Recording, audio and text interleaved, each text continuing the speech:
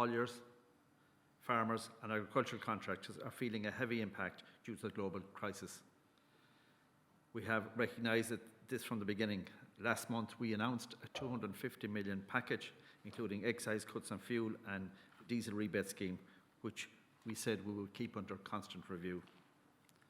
Today, within my own Department of Transport, we can confirm a new transport support scheme, a scheme that will use the basis, as its basis, the licensed haulage support scheme, which opened in 2022 and 2023. The scheme will cover licensed hauliers and will also be opened up to certain other sectors within the transport. We also will include a separate scheme for the local link and school transport services, and that's been developed right now. The payments will be effective from the 1st of March, and then we will keep it under review as well. The scheme is intended to help and support those who are vital in our economy.